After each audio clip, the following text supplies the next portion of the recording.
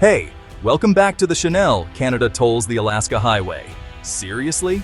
Well folks, gather round because you are not going to believe this. Canada, yes, our polite maple syrup-loving neighbor to the north, has decided to do something rather spicy. They're planning to slap tolls on the Alaska Highway. That's right, the legendary road connecting Alaska to the rest of the US through Canada. Suddenly, that scenic drive might come with a not-so-scenic price tag. It's like finding out your friendly local librarian also runs a secret fight club.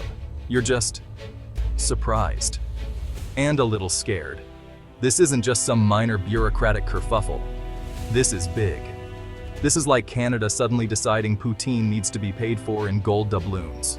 Buckle up, it's going to be a bumpy and possibly expensive ride. All right, let's have a little history lesson. Don't worry, I'll try to make it less boring than your average university lecture. We're talking about the Alaska Highway, or as it's affectionately known, the Alcan Highway. This isn't just some road that popped up overnight like a rogue Tim Hortons. Oh no, this highway was forged in the fires of World War II. Yes, that global kerfuffle. Back in 1942, things were looking a bit dicey. The attack on Pearl Harbor was fresh, and there were genuine fears that Alaska could be next on the invasion list. So, the US Army, with Canada's permission and cooperation, decided they needed a land route to Alaska. Fast. And when I say fast, I mean they built over 1,500 miles of road through some of the world's most challenging terrain in about 8 months. 8 months! That's less time than it takes some people to choose a Netflix show. It was an incredible feat of engineering, a testament to sheer grit and determination. Thousands of soldiers and civilians battled frozen ground, muskeg, mountains, and mosquitoes the size of small birds. It was truly a monumental undertaking. This highway became a vital military supply route. It was crucial for defending North America.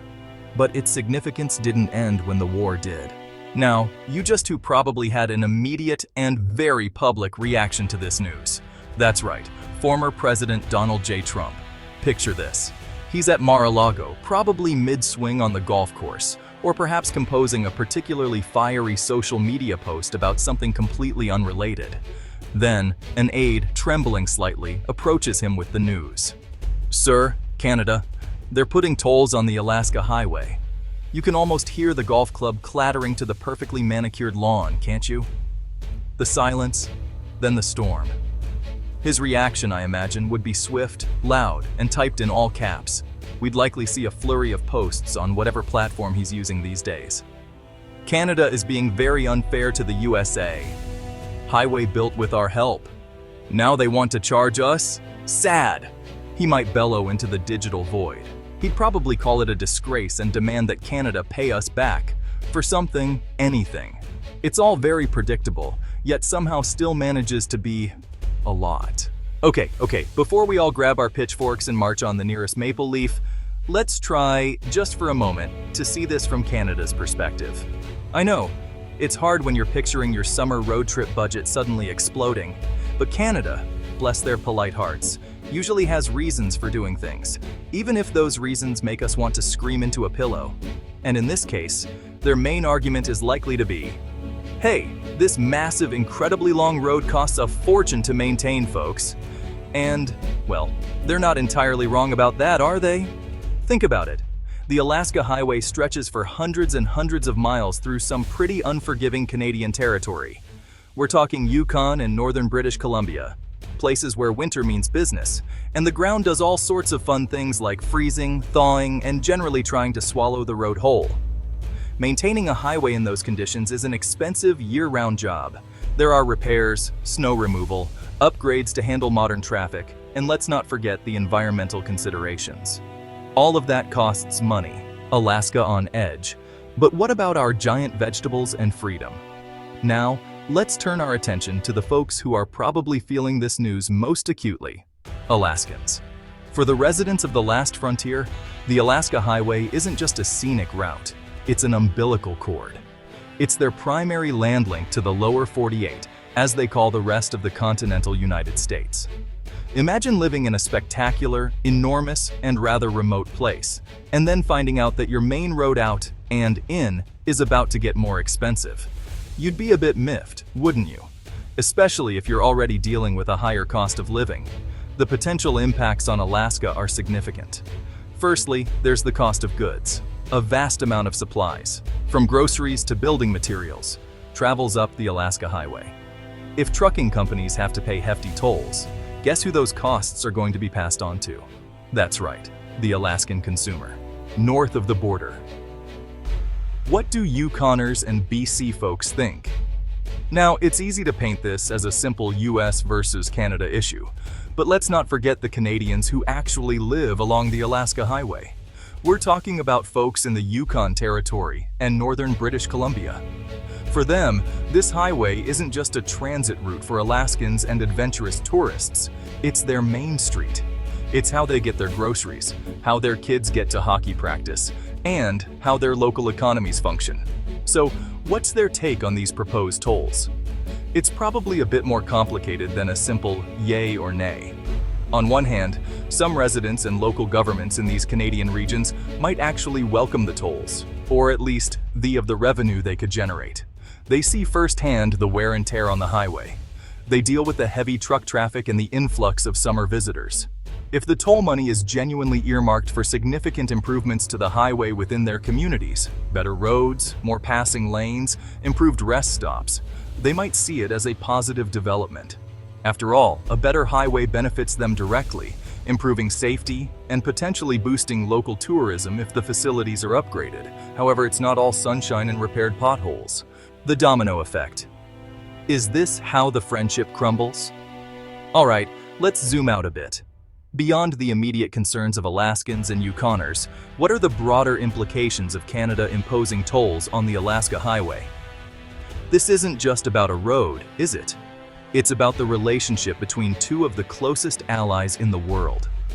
The US and Canada share the longest undefended border on the planet, massive trade partnerships, and deep cultural ties. So, when one side makes a move like this, it can feel like a pebble dropped in a pond, sending ripples far and wide. Or perhaps like a hockey puck to the face during what was supposed to be a friendly game. This decision, if it goes through without careful negotiation, could certainly strain US-Canada relations. It could be seen by some in the US as a cash grab, or even a hostile act, especially given the historical context of the highway's construction and its strategic importance. Politicians might feel pressured to retaliate in some way, perhaps with their own fees or restrictions on Canadians. This kind of tit-for-tat escalation is rarely productive and can quickly sour even the most steadfast friendships. Okay, deep breaths. Can we fix this mess, please? So, we've got angry Alaskans, a potentially miffed former US president, concerned Canadians along the highway, and the looming shadow of strained international relations. It all sounds a bit grim, doesn't it? Like a Canadian winter that just won't end. But fear not, or at least, fear a little less. There are usually ways to solve these kinds of thorny issues, especially between countries that generally like each other, even if they sometimes act like squabbling siblings. The key, as always, is communication, negotiation, and maybe a shared love of surprisingly good beer. The most obvious path forward is diplomacy. High-level talks between US and Canadian officials are essential. Instead of shouting across the border, or via social media, representatives need to sit down and discuss the concerns. The US can acknowledge Canada's legitimate costs for maintaining the highway, while Canada can acknowledge the significant impact these tolls would have on Alaskans and the historical context of the road. Perhaps a compromise can be reached. The road ahead. More toll booths or open highways of happiness. What does the future hold for the Alaska Highway? Will it become a frustrating gauntlet of toll booths? Or can the US and Canada find a path forward? The optimist in me hopes for the latter, but the realist knows it's going to take some serious work.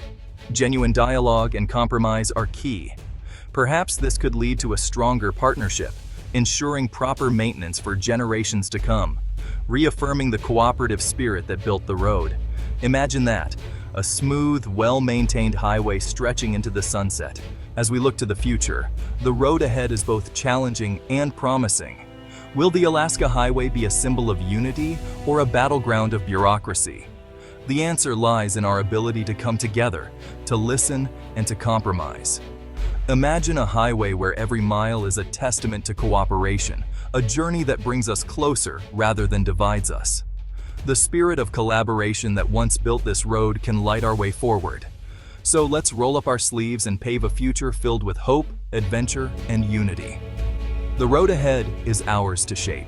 As we turn the page to the voices that matter most, let's hear from the heart of the North, the people who live, breathe, and drive these roads every day.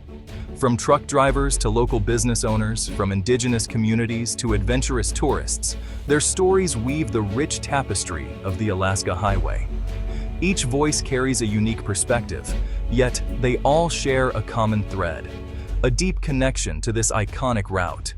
They remind us that beyond the political debates and economic concerns, this highway is a lifeline, a bridge, a living history. These voices call for understanding, for respect, and for action. They urge us to remember that the decisions we make today will echo for generations to come. Let their voices be the compass that guides us. Let's ensure that the Alaska Highway remains not just a road, but a symbol of resilience, unity, and hope for the future.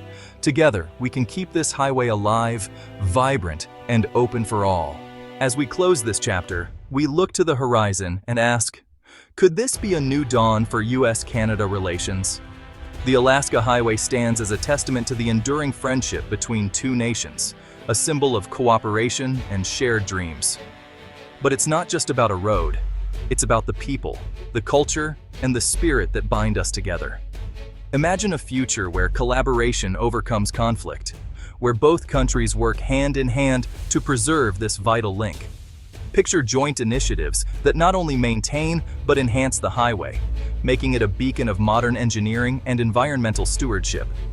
Visualize a partnership that respects the voices from the North, honors the heritage of indigenous communities, and meets the needs of all travelers. This isn't just wishful thinking, it's a call to action. Governments, businesses, and citizens alike must unite to ensure the Alaska Highway remains a proud symbol of our shared legacy and future. Together, we can pave the way to a brighter, more connected tomorrow. After all, the road ahead is as much about the journey as it is about the destination. Join us in this vision of unity and progress. Let's make the Alaska Highway a shining example of what we can achieve when we stand together, stronger and more united than ever before. Here's to a new dawn for US-Canada relations and a promising future for the Alaska Highway.